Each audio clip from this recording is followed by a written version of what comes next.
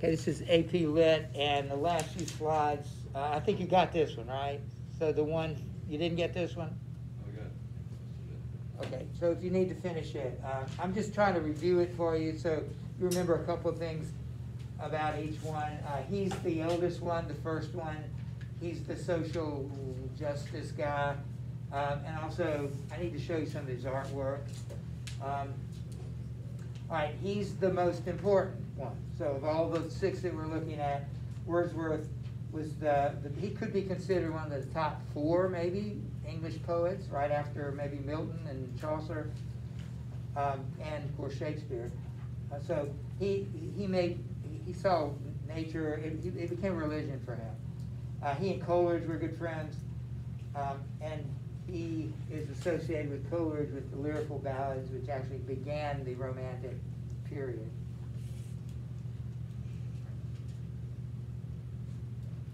Remember what we said about this. I'll be testing you because I want you to know it for a lot of reasons, but anything you can know about the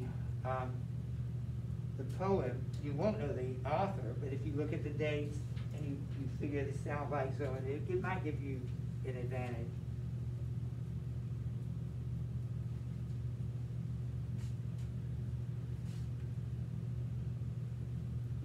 And some people ahead of us. I'm going to go ahead and put one of these. This is your book. Put your name on it. We won't have extras. We're really, I think, really trying to pay attention to spending. That's always a good idea.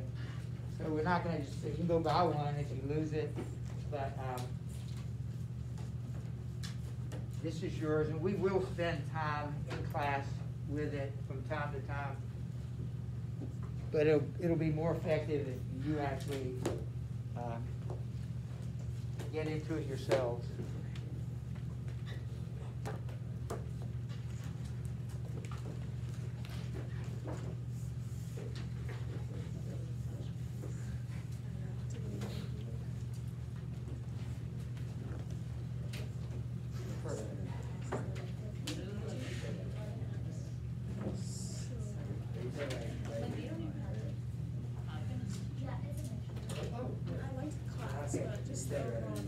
Have you already got one? Yeah.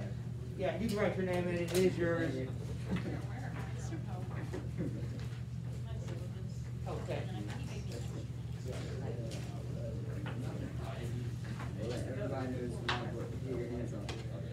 All right, I'm going to go ahead and move forward on this.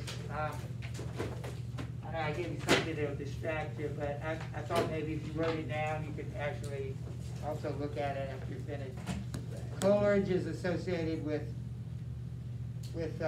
Wordsworth. They wrote together. They contributed poems to the collection there of lyrical ballads. He wrote Rhyme of the Ancient Mariner, so that's, I guess, his masterpiece. We won't read it. It's in the book I'm going to give you, but we won't have time to read it. He's also a literary critic. I remember reading him in college, and he would write about poetry. He would write about the principles of poetry. You ever heard the expression suspension of disbelief? You ever heard that? Anybody ever heard that? Like when you go to a movie or you read a book and suddenly forget where you are. You're just into the book. Or you go to a movie and you're not constantly looking at the white screen and saying, I just can't, I'm so distracted by that screen. You know, the air conditioners bother me. You kind of, and you also overlook the fact that they're actors. Somehow you forget, okay, this is not real, they're just acting, but you don't think about that. You suspend your disbelief and accept it. And he came up with that expression, I think. I know he wrote about it. He might have invented it. But that phenomena that happens when you're reading or watching a movie. And then Byron, he was the best known of the time. I remember we said about Blake, nobody even knew much about him until after he was dead. Byron was well known. The first three are the older ones, and they all lived to an older age, in their 60s and 70s. Byron and the rest of them died early. Byron was 36. He actually fought in a war for Greece's independence, Greek independence against the Turks. So he put his money where his mouth was. If he was for social justice or romantic, then this makes sense. He was this ideal of freedom. He went and fought for it. He created the idea of the Byronic hero, and it's sort of an anti-hero, not your epic type hero, but one with lots of flaws. He wrote two of my favorite poems that we study. She Walks in Duty Like the Night, and he also wrote The Destruction of Sennacherib, which is about the fall of Jerusalem. It's based on a true story, biblical story.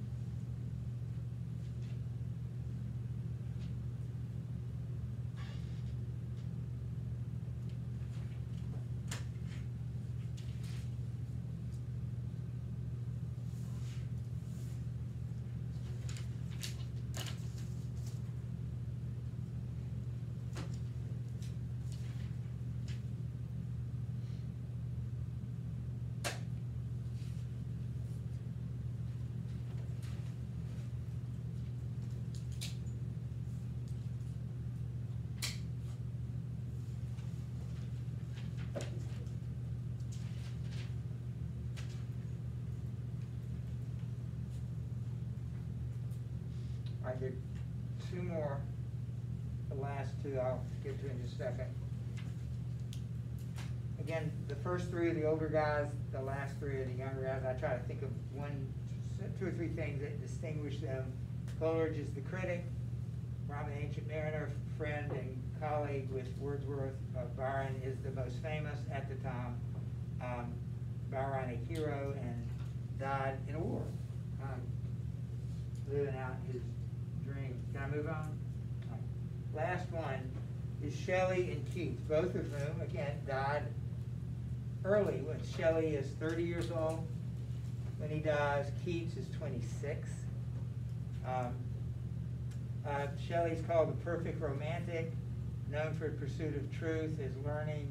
I've read a handful of poems at most. We only read one. We'll read one by him.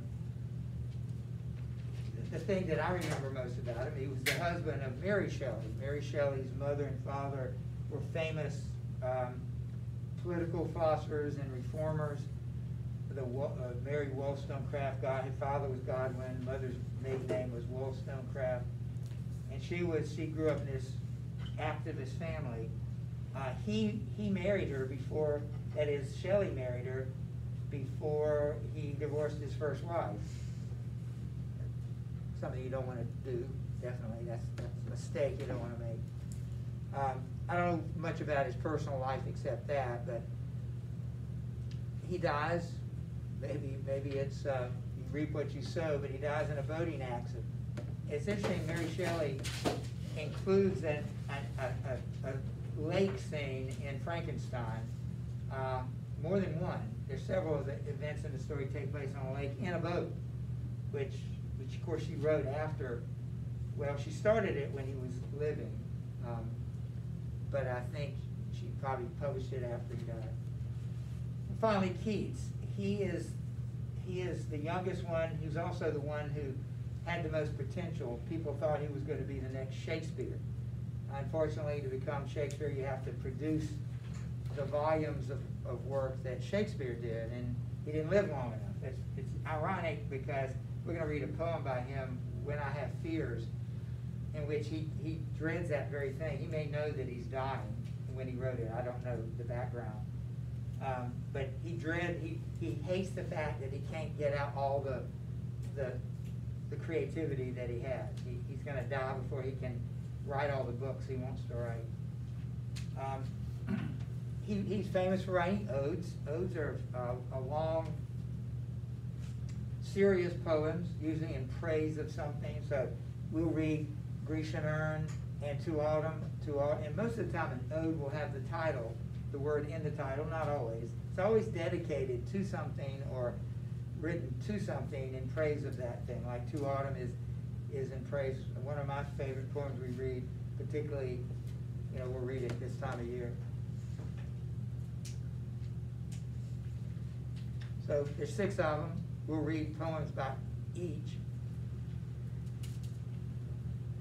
And of course, these are poems that you could have on the AP exam. This is what we're doing in the non-AP class because it's what we do in the humanities class.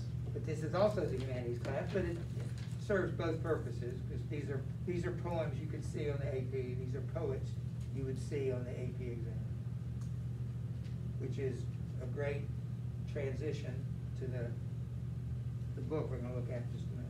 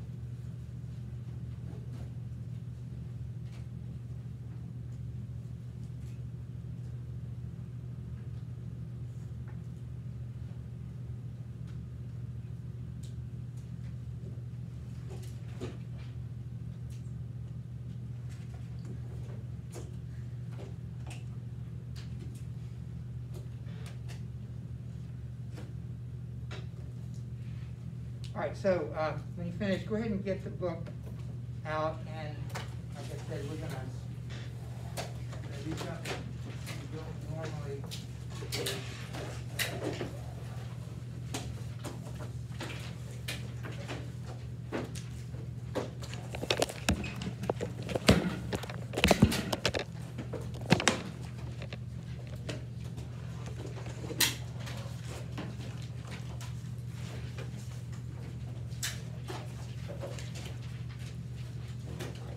when I first went through this,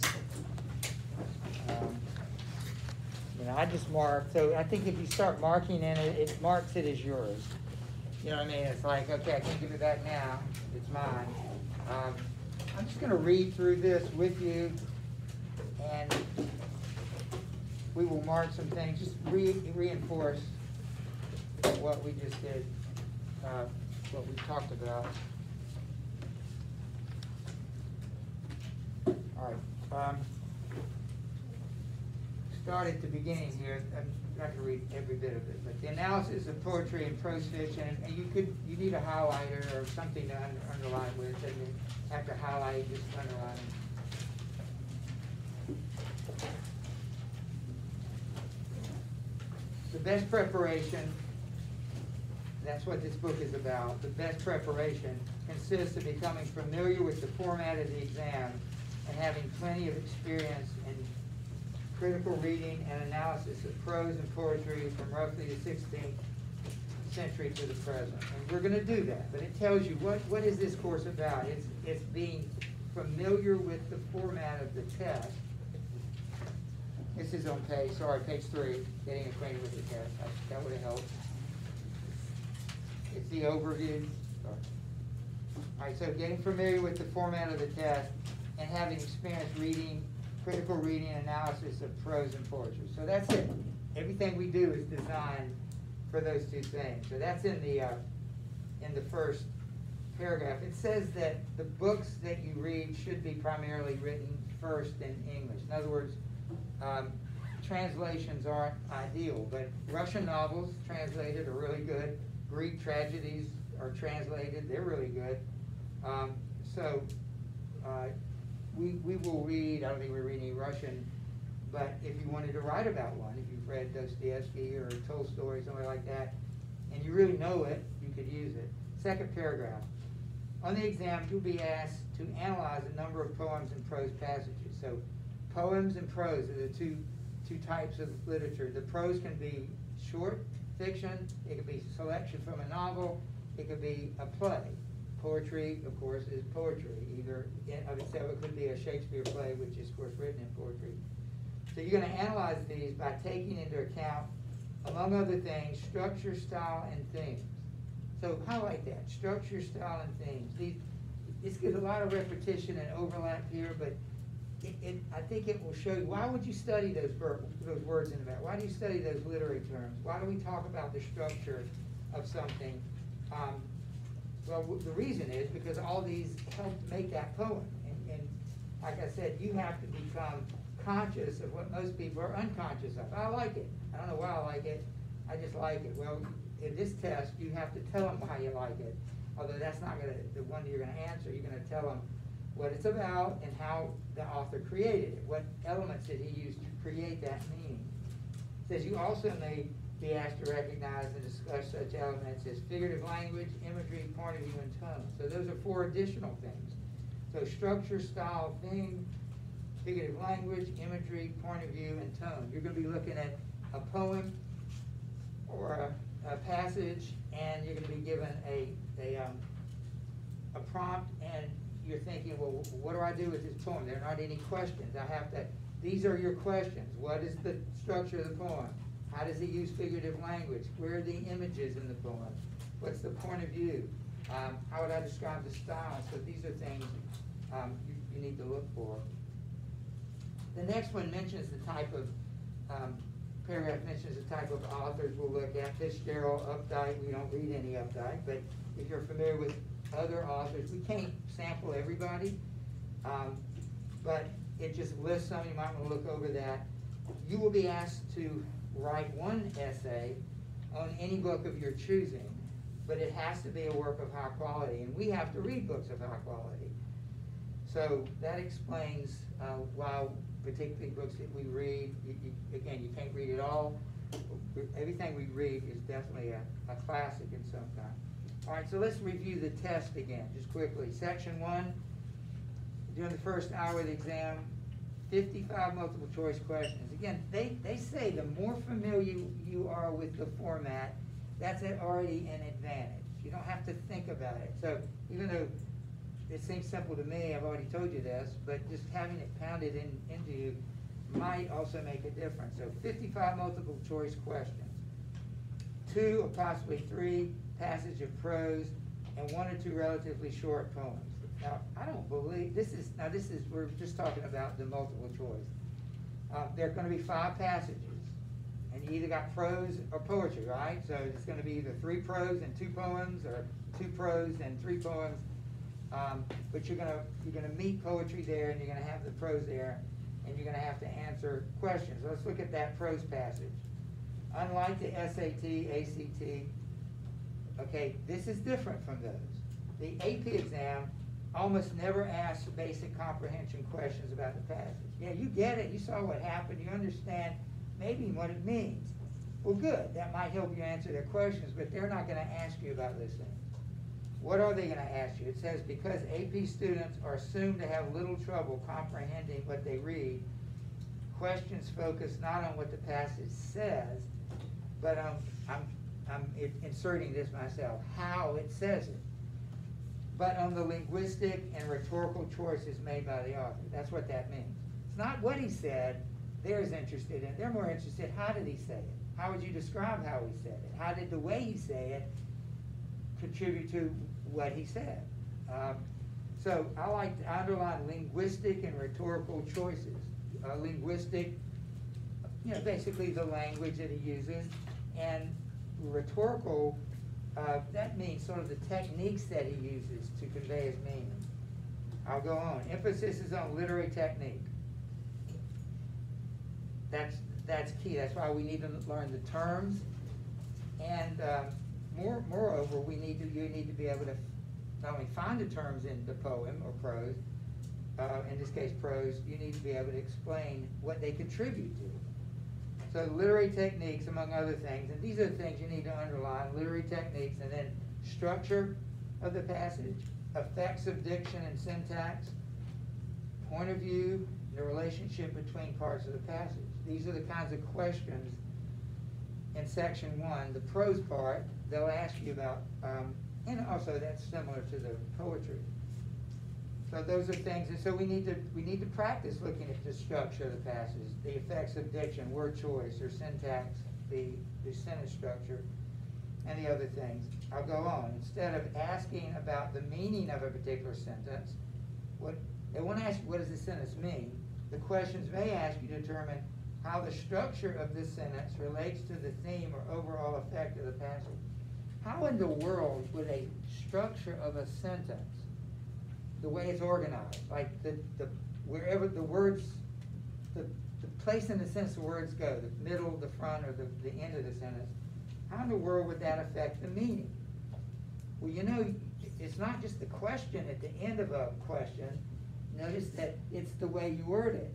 Were you there is different from you were there. You were there, it's same words, but the order is different. By simply rearranging the syntax of the sentence, you created a question, whether you put a question mark at the end or not. So that's something you will be asked to know. How are these sentences organized, and how does that affect the meaning? And then at the bottom, and these are things you should be highlighting. Rather than identify the meaning of an allusion, you know what an allusion is? It's not an illusion, it's an allusion. Do you remember what?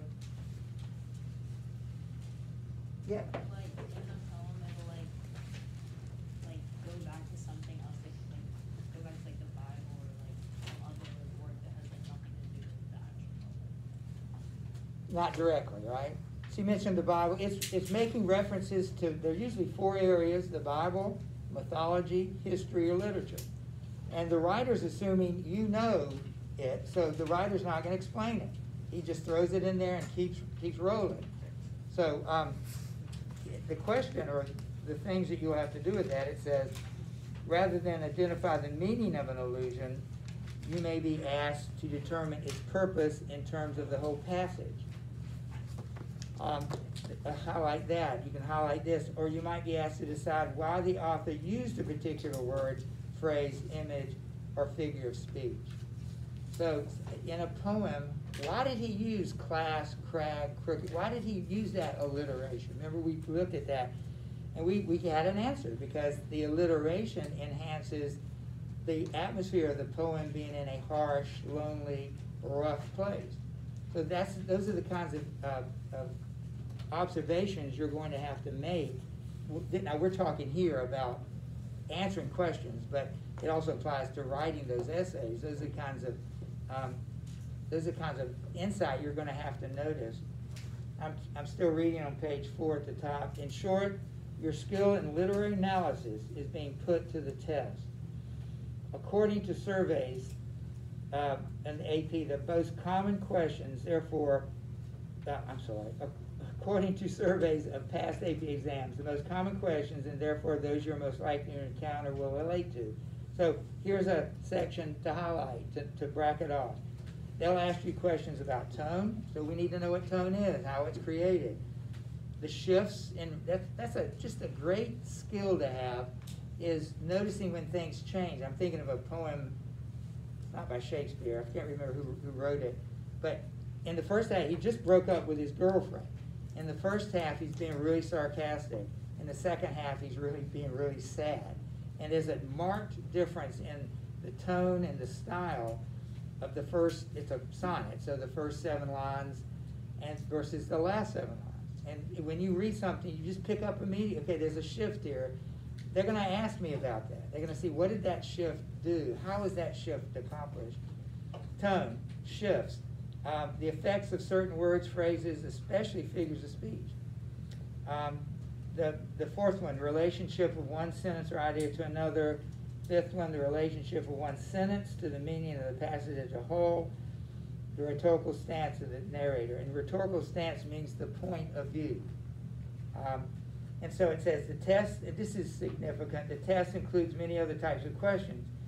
2, all meant to exercise your analytical skills and your perceptions as a reader.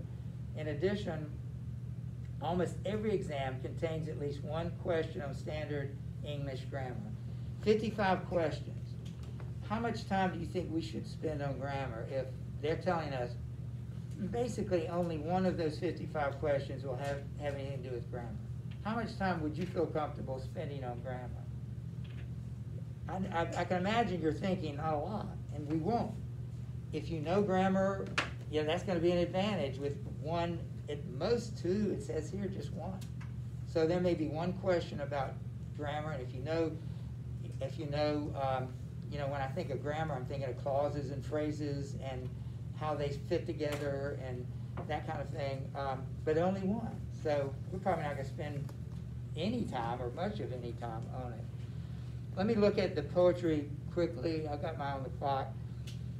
2 or sometimes 3 poems appear on every test. So highlight it, 2 or 3. Now we're going to spend all this time on poetry. We've already done 1. For 2 or 3 poems at most, because the test, only 5 passages. Well, there's 7 passages, and 2 of those are going to be poems. So we need to be prepared. Each one is accompanied by roughly 12 questions that focus on anything from the aesthetic intent of the poet to the implications of a single word. They're going to have a single word and say, what was the effect of this? And they give you 5 choices. And you got to pick the best one. Because questions may relate to almost anything the poet has done to write the poem, you could, and here's some more things to highlight, you could be asked to recognize structural components, type of language, diction, themes, imagery, and more. Other frequently asked questions related to poetry relate to the implication or meaning of a figure of speech to the tone. So how does this figure of speech relate to the tone? And to the effect of other poetic techniques on unity or meaning of the entire poem. So how do these techniques affect the unity, the meaning, or the tone of the poem? Those are the kinds of questions you'll be asked. You can depend on a question about that. Technical questions on meter and rhythm show up occasionally, but rarely more than 1 per test. So that's another thing. We're not going to spend really any time. I'm never going to ask you, nor will they, to scan a poem for its meter. if you have Latin, and maybe you did it Latin poetry, I think they used to tell me they would scan a poem to figure out the meter or the rhythm of the poem. We're not going to spend any time doing that. It does help if you know iambic pentameter, because that's the most important meter.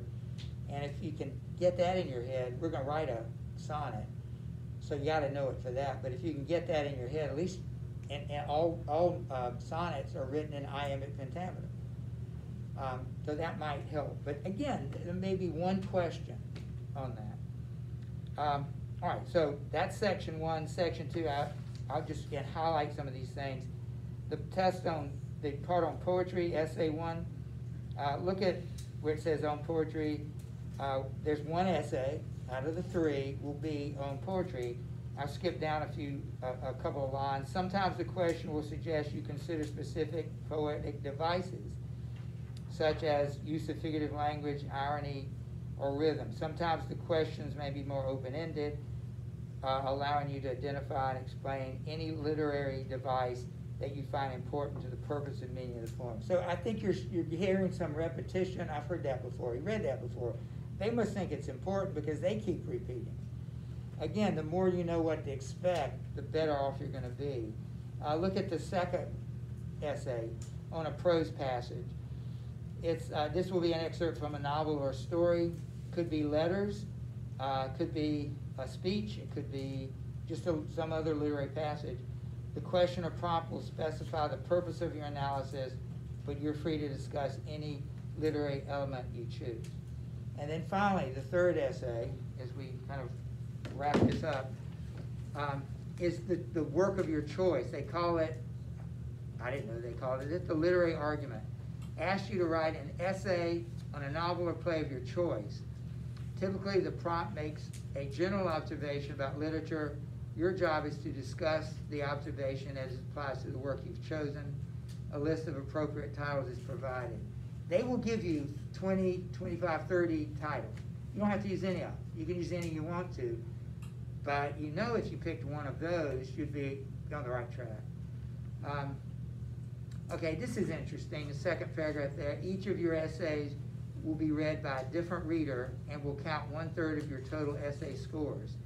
All 3 essays are equally important. Readers evaluate essays holistically. That means they read it quickly. 7 or 8 or 9 people will read it. They'll read it quickly, assign you a number, 1 to 9. Don't know why they choose 9, but that's if you get a 9, that's the best you can get on the essay.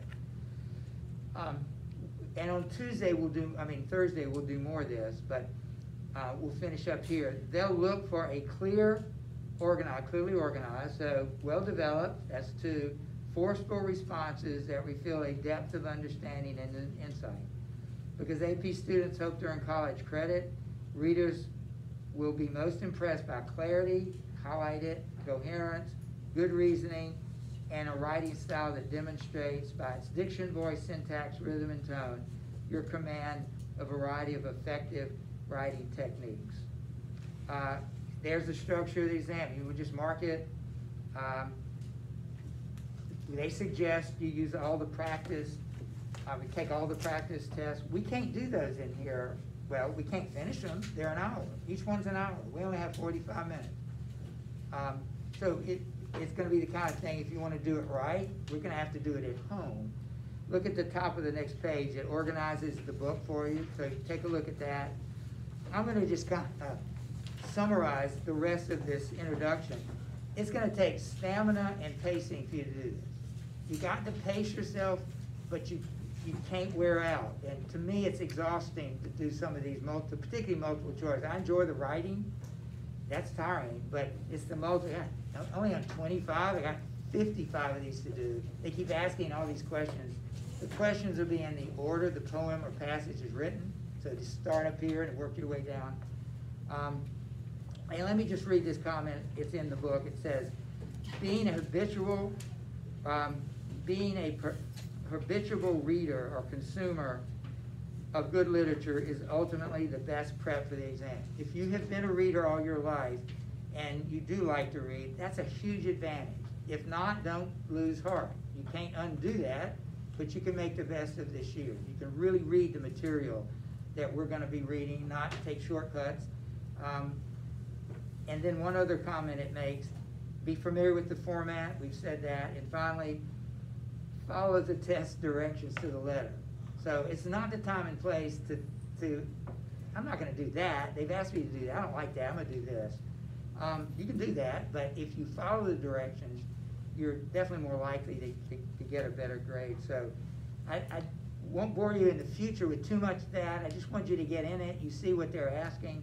There's great information here that we can look, I think it would be helpful to look at, they talk about annotating and how to use your pencil when you take the exam. They give examples of the kinds of questions for prose passages and poetry passages. So I think we should look at that in the future soon.